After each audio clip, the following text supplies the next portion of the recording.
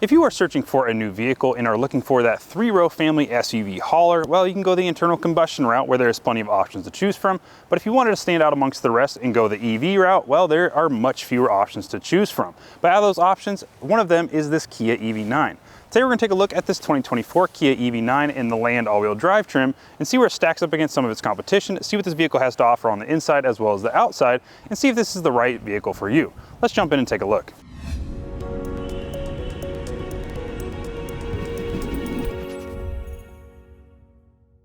Starting in the front of the vehicle, let's talk about the elephant in the room, and that is this beautiful ivory matte paint color, a $995 option, so it's not cheap, and it does come with a trade-off. If you go with the matte paint, you do not get the LED grille, that recessed LED grille that you see on the commercials and all the pamphlets and things like that. It's a beautiful design feature, but unfortunately, if you choose the matte paint, you do not get that option. But don't be too sad, you still get these LED projection cube lights that come standard on the Land and the GT line, as well as these LED DRLs that are standard on all trims. Now moving down below, we do have active aero flaps and active aero curtains to improve the efficiency of this vehicle. And if that battery gets hot, these curtains open, and this is all prompted by the vehicle. There's no way to override it and open and close at your own disposal. So these open and flow air across the battery, cooling off that battery, improving efficiency. Now when these are closed, there is an active aero curtain that flows air from here all the way through the bumper and around your 20-inch wheels. Now you also have a camera in the middle. They're part of your 360 surround view camera that is standard on the Land and the GT line, as well as these parking sensors. You have parking sensors in the front, on the side, as well as in the rear. Now let's talk about what sets the EV9 apart from its competitors in this EV 3-row segment, and that's the fact that this is based off of Hyundai's new eGMP platform, where it's going to be used throughout the Hyundai lineup, the Kia lineup, as well as Genesis lineup in the upcoming years, producing their EV vehicles. Now, in terms of the length and the wheelbase, let's talk about that for a second. So we're looking at 197.2 inches for the length and a wheelbase of 122 inches. Now, in terms of height from the floor all the way to the top of the roof rails, we're looking at 69.1 inches to the top of these roof rails. Now, again, this is going to be the bigger battery pack, the 98 and some kilowatts of battery power, and so the curb weight of this is going to be very heavy, nearly 3 tons, 5,800 pounds. Now you can see that that gloss black continues down the side through the wheel arches, down on the lower side of the vehicle, and then the rear wheel arch going all the way to the back of the vehicle. Now we have body color match mirror caps right here. These go to gloss black for the GT line, integrated LED, as well as integrated camera underneath for your 360 surround view camera that is standard on this vehicle. Coming on back, you can see that they carry on the aerodynamic feel. One of those things is retractable handles. Now, one thing I need to mention is this is not an off-road oriented vehicle by any means, but if you need to know, your ground clearance is sitting at 7.8 inches. So it's not anything to write home about in terms of the ground clearance aspect, but if you do need to find yourself off-road, you have the all-wheel drive, and you also have these big tires, 7.8 inches of ground clearance to utilize. In terms of wheels and tires on the Land all-wheel drive trim, we're looking at a 275/50 R20 tire wrapping around this 20-inch machine face black wheel with this gloss black aero cover, triangular design. I'm not necessarily a huge fan of this one. On the GT line, you will get more of a square design that I'm a little bit more inclined to liking. But on all different trims, you're going to get different sizing. So on the Light and the Wind, you're going to get 19-inch wheels. On the Land, you are going to get the 20-inch wheels, and up on the GT line, 21-inch. Now, wrapping these 20-inch wheels is a Kumo 275/50 R20. This is an EV tire. It does have sound absorption or sound absorbing material inside the tire itself, trying to absorb any vibrations or any harshness coming up from that road.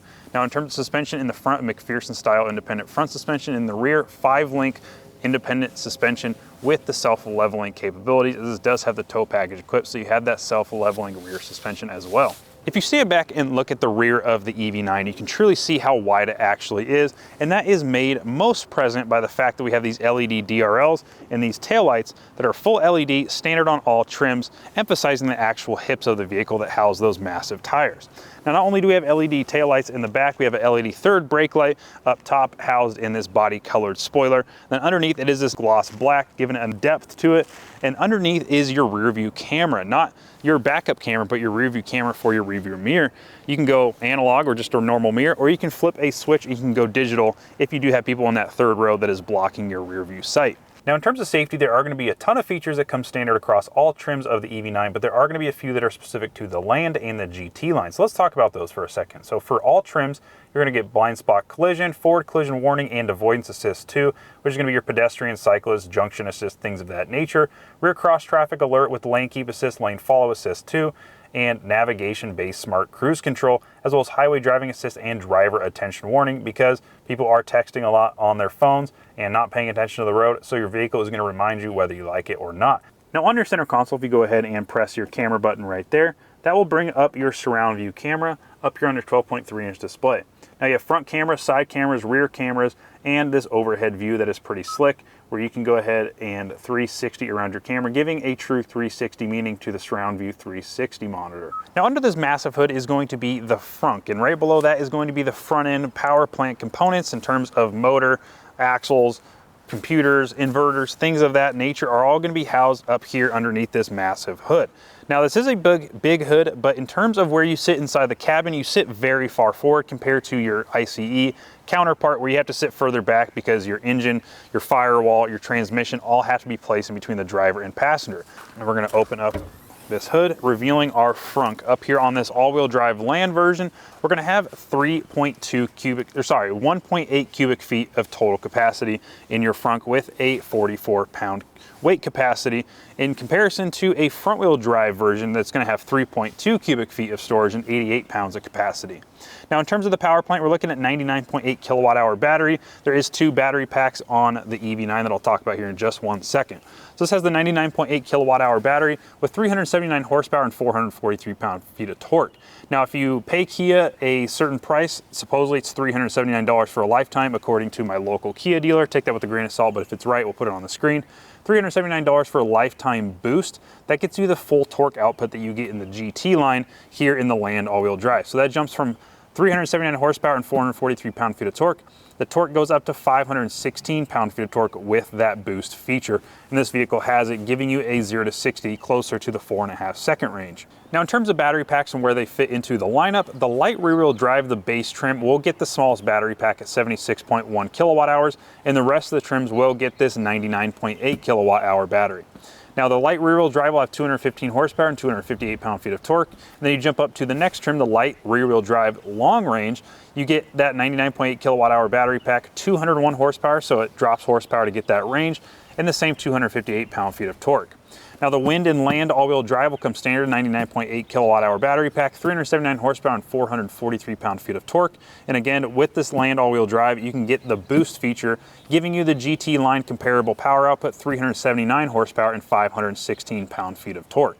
Charging of the EV9 is going to be lightning fast, as this is based off the eGMP platform that is an 800-volt architecture, so you can take advantage of the fast charging capabilities that an Electrify America or an EVgo. You can go ahead and open up your charging door that's on the passenger rear. You press down, it automatically opens and automatically closes, so do not try to force close this because it will break. There's a button to close it right here when you are ready, and again, fast charging capabilities. This is the 99.8 kilowatt hour battery, so the peak charging rate is going to be 215 kilowatts. On the smaller battery, the 76.1 kilowatt hour battery, the peak charging will be 235, so just a little bit quicker in also charging a smaller battery. So that will charge from 10 to 80%, much quicker than this big old battery will. In terms of range, EPA rates the Land all-wheel drive trim at 280 miles. If that is not enough for you, you can go for the light rear-wheel drive long range, which is the bigger battery with the rear-wheel drive, and you'll get 304 total miles of estimated range. Now again, this is combination driving range, so you're looking at city and highway combination, but if you're all highway, you're not going to see any of those numbers in any facet, maybe not even that close. Up front in the driver's seat, we have 39.6 inches of headroom and 41.4 inches of legroom. And you can get into a nice, comfortable driving seating position because you have 10-way power adjustable driver's seat, 4-way power adjustable lumbar, as well as 2-way power adjustable leg extension right here. And over on the passenger side, you also get 8-way power adjustability with 2-way lumbar. And in the driver's seat, you have this leg extension. You press this one button right here on the side by your controls, and that moves your steering wheel, seat back, seat bottom, and that leg extension all to a comfortable position. I'm not going to go all the way. We'll put that back to where we were. We You have a heated steering wheel, heated and ventilated seats, heated mirrors, and also two-way memory for the seating position itself. Not only does it control the seating position, it controls the steering wheel position and the mirror position all in one. Now, if you wanted to go for an even crazier interior, you can go to the GT line that comes standard with the Ergo Motion seats. That gets you the simulated massage seats, the Ergo Motion, as well as adjustable side bolster for your driver's seat.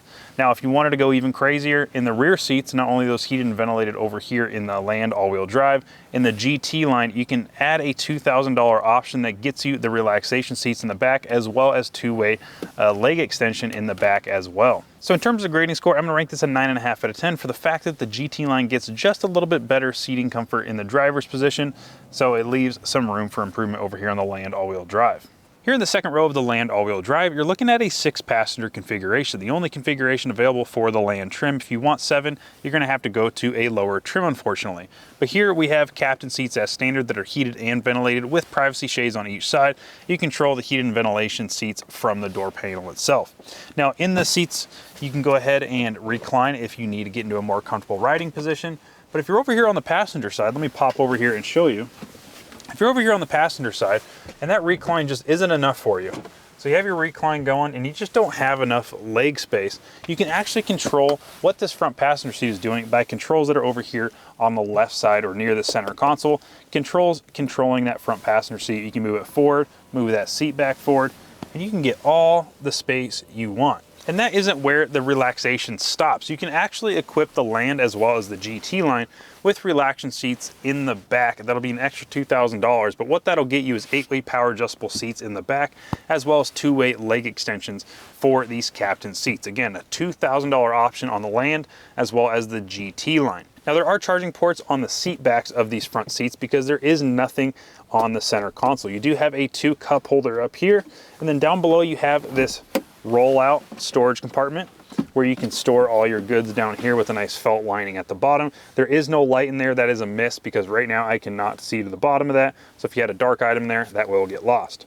Pull this back out, you have a nice rubber textured kind of table situation here for these second row passengers. So if you have your kids back here, they can set their iPad down there, their gaming console, and just kind of set that nicely down there. But there is no charging ports down here, so they have to put them on the seat backs, 2 USB-Cs. 1 per side. Now, if you're sitting in the second row, you're getting all comfortable, you're charging your items, and you get a little hot. Luckily, there is tri-zone climate in the EV9. So you have dual zone up front, one for passenger and driver.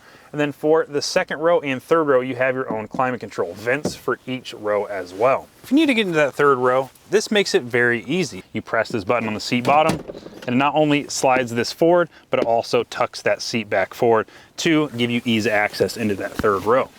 You press the same button, same type of button up here on the seat back over here near the door. You press that and it'll slide that seat forward as well. Again, each side has it.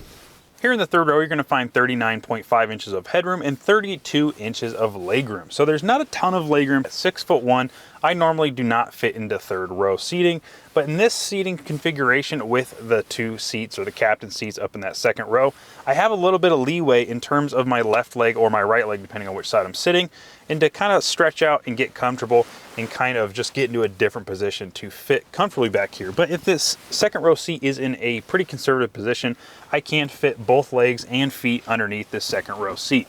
And if the seat back is too high up or too straight up and down, I can pull a lever on my right side or left side, depending on which side, and I can actually hit a recline position in the third row, which is super helpful if you are a bigger person, bigger than the 6'1" frame that I am working with. Now we have a little indent in the ceiling here with the lights right above you, and your vent for your tri-zone climate control that's controlled from that second row. Your vent is directly above your head. Now in terms of amenities back here in this third row, we're looking at a charging port on each side, USB-C, with 1 cup holder over here on the driver's side with 2 little cubbies, and 2 cup holders on the passenger side, 1 normal size, 1 smaller, like a Red Bull or a San Pellegrino can. Standard on all EV9 trims is the smart lift gate, where it senses the key in your pocket and you're standing at the rear lift gate. So without having to touch any buttons, if you have your hands full at Costco or at Safeway, whatever it may be, you have your hands full, that lift gate opens automatically, you don't have to touch anything. You load your cargo and walk away and get into your vehicle, and you can go ahead and close that lift gate, or it should sense that you're walking away and close that automatically. And again, this smart lift gate is standard on all trims of the EV9. Now, since Kia utilizes the eGMP platform, you are going to have that nice flat floor where the battery is located from the third row all the way through that first row. But in the front as well as in the rear cargo space, there has to be a space for those motors and drivetrain components to be housed, and that is going to be under this rear cargo area and under the frunk. So under here, we do not have a spare tire, unfortunately. What we have is a fix-a-flat as well as a tow hook if you need that, and more cargo space. Fix-a-flat and a pump under there, no spare tire. Now up here we do have the carpeted floor mat, and what Velcro to the carpeted floor mat is a nice hard shell case where our charging cables are housed. Fold that back up, throw that down onto your carpeted floor mat, and that Velcros down and will not move around. Over here on the driver's side, we have a release for your lift gate. If you are in this rear cargo area, there is a release back here, as well as a 12-volt outlet right below that. Over here on the passenger side, we have buttons to fold down our second row, as well as a 125-volt AC outlet on the passenger side. Now, in terms of cargo space, we're looking at 20.2 cubic feet behind this third row and 43.5 cubic feet if we fold down this third row behind that second row. So let's fold down this third and utilize our flat floor, 43.5 cubic feet behind that second row. And as you know, this Land all-wheel drive is a 6-seat configuration. On lower trims, you can have the ability to get a 7-seat configuration, but for the Land all-wheel drive, captain's chairs are standard and the only seating option to be had. So if we fold down that second row, press our buttons over here on the passenger side, fold that second row completely flat, that gets us 81.7 cubic feet of total storage capacity with all rows folded down. Now, if the storage here on the center console is not enough, between the smaller interior center console where your NFC Qi wireless charger is, or where your cup holders are, you can fold those away and store things there. If that is not enough for you, right underneath this center console, there is more storage underneath. Little LED lighten that area up. You could fit a purse, a gallon of milk, or just a couple of notebooks and miscellaneous items down there, and that will be illuminated by this LED. If we move up the center here, we have some charging ports right in front of the center console. We have a USB-C here that can be used for transferring data as well as charging, or just a charging port, and that's controlled by just pressing this button there. Another USB-C charging port and a 12-volt off to the right with a spring actuated door. Right above that, we have physical HVAC controls as well as HVAC controls over here on our 5-inch display in between our two 12.3-inch displays. But physical buttons down here change the temperature as well as the fan speed, the mode, and temperature for the passenger side, as this is a tri-zone climate. So we have 2 up front and 1 in the back. We have our hazards here, volume up and down, as well as turning the media off and on. Haptic touch buttons here, so we go home. That'll bring us back to our home screen, our integrated navigation, as well as a search function and changing our media, as well as setup over here on the far right. Now we have a 12.3-inch information display right here, or infotainment display, and this is Kia's latest operating system, so it isn't snappy all throughout the menus, and it has just enough information where it feels simple yet thorough. And if that makes sense to you, then great. If it doesn't, what I mean by that is it just doesn't overwhelm you with a bunch of information on its home screen. And again, most of the time people are going to be using their Apple CarPlay, so this is going to be the main screen that you're going to be seeing. Now, if we go back home and we go over here to our 5-inch display, this is all of our climate control settings here. This will always be on. If you wanted to blow this up a little bit and see a little bit better what's going on, you press that top right X and that'll bring it up on your bigger display.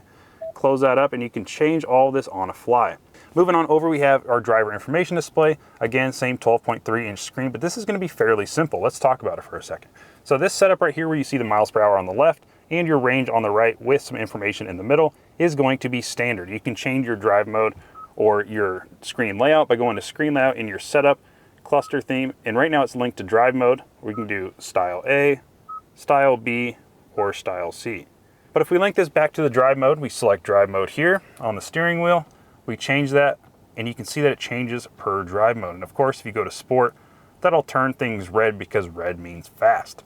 Over here on the left side, this is going to be controlling that center part of the display, changing the information that you are going to be seeing while driving. And it's just everything necessary that you're going to want to see while driving and nothing else. It's very simple, very clean cut. And that's what I like about this information display between the infotainment as well as this driver information display. It's just very simple and very user-friendly. Now, also on the steering wheel is going to be your cruise control settings, as it does have that adaptive cruise control. So you can control all that from here, turning on your lane guidance, as well as setting your cruise control and changing all the settings there while driving. On the right side is going to be the mode in terms of what media you're playing, and also phone call, volume up and down, and track forward and back. 4-wheel drive lock button right next to the drive mode selection down on the bottom portion of the steering wheel. And overall shape to the steering wheel, it has a lot of great handholds and a relatively flat top and somewhat of a flat bottom making it very ergonomical and ideal design for the steering wheel. On the back side of the steering wheel, we have some paddles that is controlling our regen braking, as you see down there on the bottom right corner.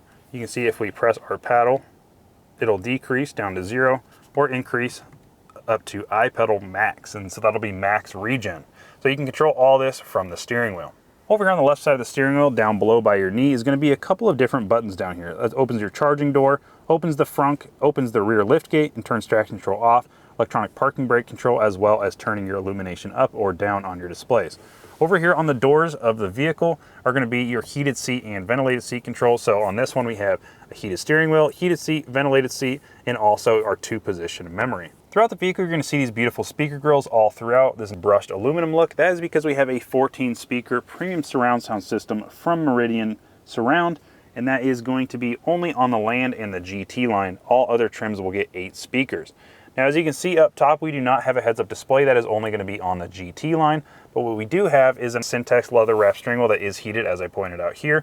And then in the middle, as you can see, we have an illuminated Kia logo that goes along with all of the rest of the LEDs throughout the vehicle. All this ambient LED throughout the vehicle, found across the dashboard, down below by this cargo area, and throughout the vehicle in the door panels and all throughout. That is only going to be on the Land and the GT. Now, one of the many cool features about the EV9 is going to be the smart parking assist that you can operate from the key. Now, not only do you have your standard functions, lock, unlock, and things of that nature, but you also have your functions on the back. So if you go ahead and make sure the vehicle is locked, go ahead and press this twice and hold.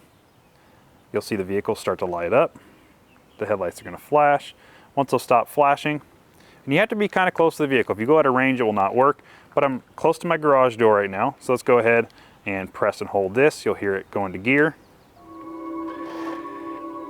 And this will start backing up with no one in the vehicle. So if someone's parked close to you or you're in a tricky spot where you can't get in your vehicle, you can pull your vehicle forward as well as backwards with the press of this button on the key.